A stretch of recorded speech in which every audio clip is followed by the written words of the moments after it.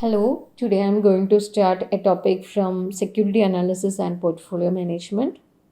From the very beginning, we are going to discuss about phases of portfolio management. Okay, there are actually five phases for portfolio management. First one, security analysis. Second, portfolio analysis. Third, portfolio selection. Fourth, portfolio revision. And fifth, portfolio evaluation. In today's video, we are going to fully concentrate on the first phase, that is security analysis itself. Okay, in this phase itself, we have to cover many important terms. That's why I intend to discuss only security analysis part. Okay, then we know there are a lot of securities are available to an investor for investment, isn't it? Further, we know there are a lot of companies listed in the stock exchanges of the country because of listing benefits. Because we know through listing, the company can access more capital, enhanced visibility, more enhanced liquidity, and increase in employee morale. There will be transparency and efficiency. All these are the benefits of listing.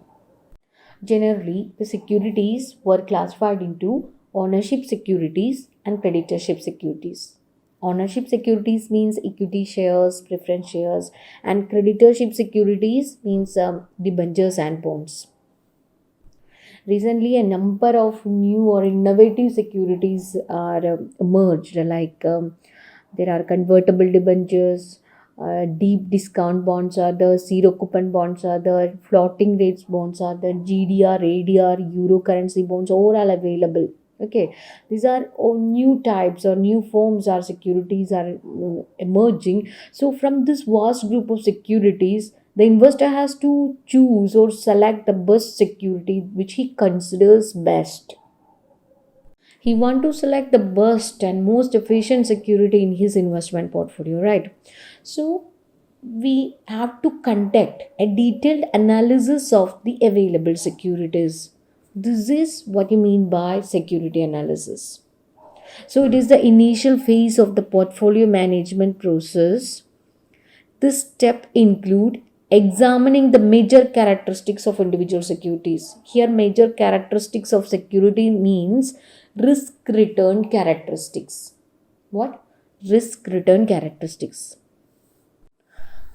Let me ask one question. Do you know the basic strategy for investing in securities? Okay, I will tell you.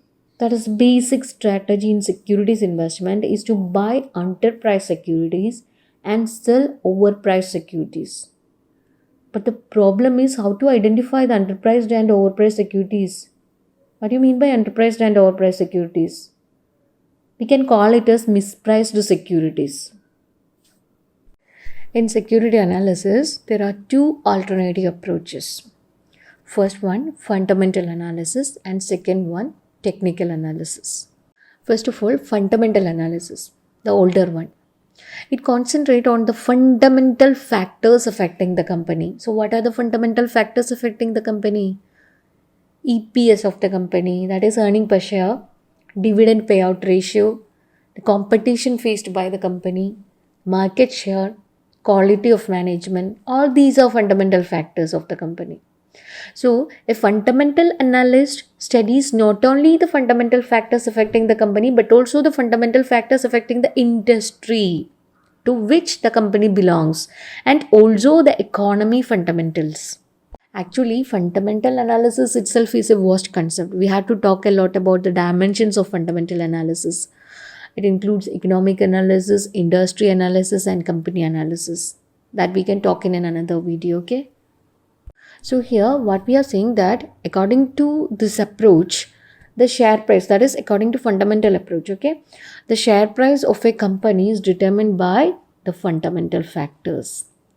That is, here the fundamental analysts work out the true worth or real worth or intrinsic value of a security based on its fundamentals.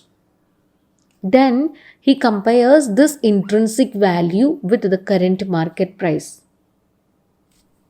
Here intrinsic value means the real value of the security and current market price is at the price which it is available in the market. If the current market price is higher than the intrinsic value, what would you do? Current market price is higher, intrinsic value is lower.